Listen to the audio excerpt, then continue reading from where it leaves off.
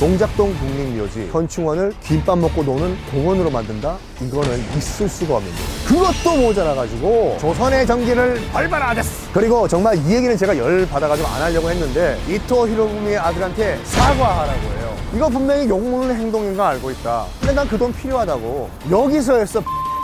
벌써부터 열받는다. 열 안 받아요, 작가님? 맞죠? 그죠? 맞지? 갑시다.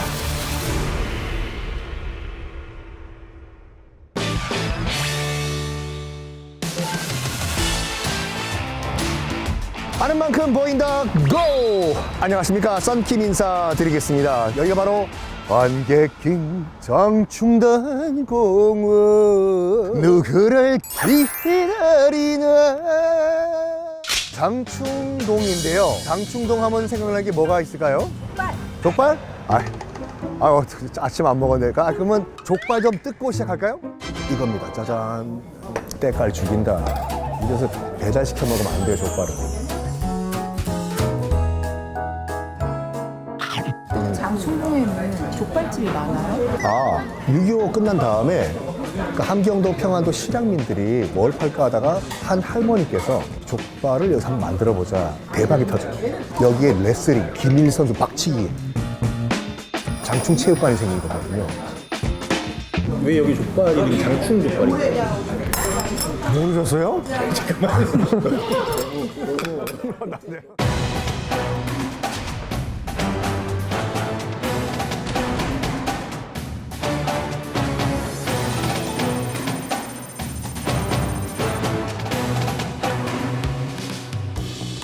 자, 여기가 장충단이라는 이름이 유래한 계기가 바로 이겁니다. 장충단이라고 돼 있죠.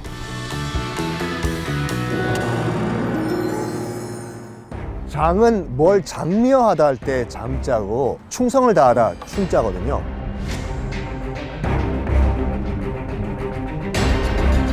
도정이 세운 대한제국의 현충원이었다라고 보시면 돼요. 원래 공원이 아니었어요. 그럼 여기가 국립묘지 같은 데였어요? 국립묘지는 실제로 이제 그 묘들이 있는데, 여긴 묘는 아니라 사당이 있었습니다. 을미사변 때까지 우리가 거슬러 올라가야 돼요. 자, 1895년에 일본인들이 경복궁에 쳐들어가지고 명성황후를 시해했습니다. 근데 명성황후 시해할 때 일본 사무라이들 몇 명이 들어갔다고 알고 있잖아요. 그때 경복궁 바깥에 일본 정규군이랑 친일 조선군 1000명 이상이 대기하고 있었어요. 당시 홍계훈이라고 해서 지금으로 치면 대통령 경호실장이 절대로 저 광화문 열지 말라고 했는데 문이 열려요. 광화문이 변절자가 있었어. 광화문이 열리면서 1000명의 병사들이 와르르 들어와요. 홍계훈 경호실장이 온몸으로 막아내요. 난자장. 자, 이게 우리가 알고 있는 을미사변입니다. 처음에는 을미사변 때 돌아가셨던 군인들, 홍계훈 등등등의 이제 무인들을 기리는 사당이 지어졌다가 이모군란 때 돌아가신 분들, 갑신정병에 돌아가신 분들 다 모셔졌어요. 뒤쪽에도 의미가 있는 글씨가 있거든요. 일단 따라와 보시죠. 비석 뒤쪽에 있는 글, 이걸 누가 쓰셨냐면 민영환 선생님이 쓰셨어요. 이 장충단이라는 곳이 어떤 곳이고 누구를 기리고 왜 우리가 여기 와야 하는지 그런 이유를 쓰신 거예요.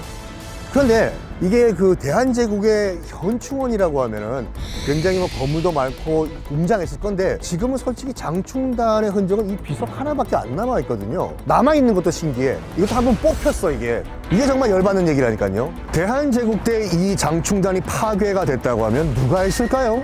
일본이요? 그렇죠. 일본의 만행이었어요. 왜 일본은 장충단이라는 이 사당을 철저하게 파괴를 하려고 했을까요? 1919년에 무슨 일이 있었죠? 3.1 만세운동이 있었죠. 너희 한번 당해봐라 그래가지고 대한제국의 정신적인 지주가 되는 공간을 공원으로 만든 거예요. 일본 꽃, 벚꽃 많이 심었습니다. 대표적으로 많이 심었던 곳이 어디냐면 여기랑 그다음에 창경궁. 여기서 뭐 벚꽃 놀이도 하고 훈련도 하고, 그러니까 말 타고 다니면서 조선의 전기를 발발하댔어. 철저하게 밟았습니다. 아까 보셨던 장충단비 일제가 뽑아서 갖다 버려요. 버리는 것도 멀리 갖다 버리는 게 아니라 공원 안에 놓고 사람들이 밟고 지나가게. 동작동 국립묘지 현충원을 김밥 먹고 노는 공원으로 만든다? 이거는 있을 수가 없는 거예요.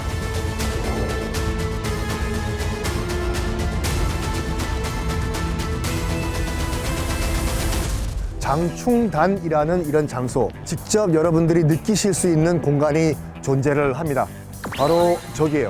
장충단 기억의 공간 전시실. 자, 들어가시면 제가 이때까지 말씀드린 걸 다 느끼실 수가 있거든요. 들어가시죠.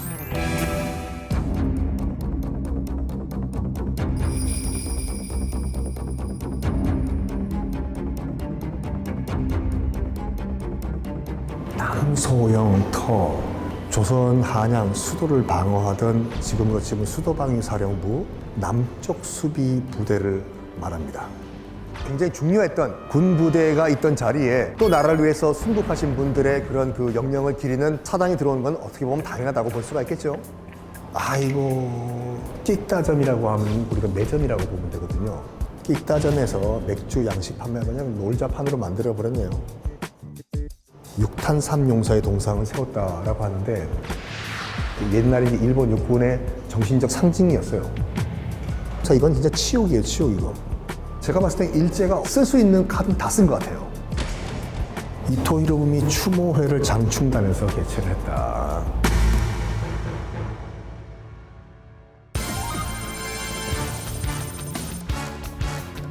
자, 옆에는 예전에 그 대통령 뽑는 체육관 선거, 그거로 유명했던 장충체육관이죠. 그 뒤에는 또 우리가 알고 있는 신라 호텔이 있어요.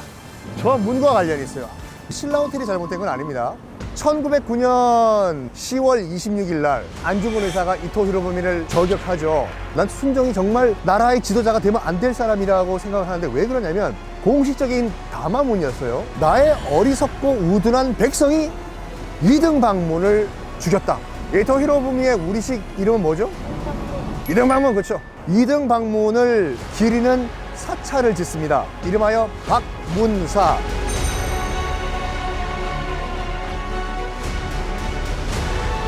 바로 저 자리에, 저 정문이 박문사의 정문이었습니다. 건충원에 우리나라 왼수의 사당을 떡하니 갖다 놓은 거와 똑같아요. 그런데 지금 저기 영빈관이라고 지금 써 있는 저 문 어디서 많이 보던 문 아니에요? 서울 어딘가에 저 똑같은 게 있어요. 경희궁. 경희궁 앞에 있는 흥화문을 통째로 뜯어가지고 이토 히로부미를 기리는 박문사의 정문으로 써버린 거예요, 이걸요. 그것도 모자라가지고 그 왕들의 영정, 어진이라고 하죠. 어진을 보관하는 그런 곳이 선원전이라고 해요. 다른 것도 아니라 경복궁의 선원전을 뜯어와가지고 부속 건물로 만들어버렸네. 그러니까 세트로 지금 능력을 한 거예요. 그러니까 각종 침입파들 있지 않습니까? 죽은 다음에 위패 다 여기 들어갔어요. 그리고 정말 이 얘기는 제가 열받아가지고 안 하려고 했는데 제가 혹시 열받아가지고 쓰러지면 앰뷸런스 좀 불러주세요. 안중근 의사의 아들들이 있었어요. 안준생이란 아들이 있었거든요. 일제가 안준생 보고 이토 히로부미의 아들한테 사과하라고 해요. 여기서 했어, 박문사에서. 이 자리에서 이토 히로부미 아들한테 사과하고 돈 받아갔어요. 안중근 의사의 아들도 나름 항변을 했어. 거의 이제 일제 말기였는데 안중근 의사의 아들이니까 취직이 되나요? 뭐 제대로 생활을 못했어요. 내가 단지 안중근의 아들이란 이유 때문에 나는 사람처럼 살지를 못했다. 이거 분명히 욕먹는 행동인 거 알고 있다. 근데 난 그 돈 필요하다고. 흑역사라면 흑역사 중에 하나입니다.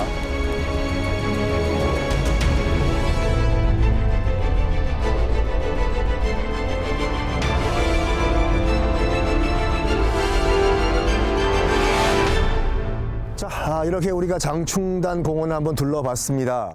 장충단 공원이 원래는 공원이 아니었고 민족의 정기가 서려져 있던 장소였는데 이것을 일제가 의도적으로 짓밟아서 처절하게 망가뜨렸다. 그러니까 이걸 알고 장충단 공원을 한번 둘러보시면은 공원이 달라 보일 거예요. 그리고 이제 그 대한민국 건국 이후에 뭐 이미 공원으로 만들어진 거를 또 없앨 수는 없기 때문에 공원을 유지를 하되 독립을 위해서 싸우다가 순국하신 여러 열사들, 동상들을 이렇게 세워놨습니다. 오셔가지고 한번 느껴보시기 바랍니다. 오늘 투어는 여기서 마치겠습니다. 오늘 투어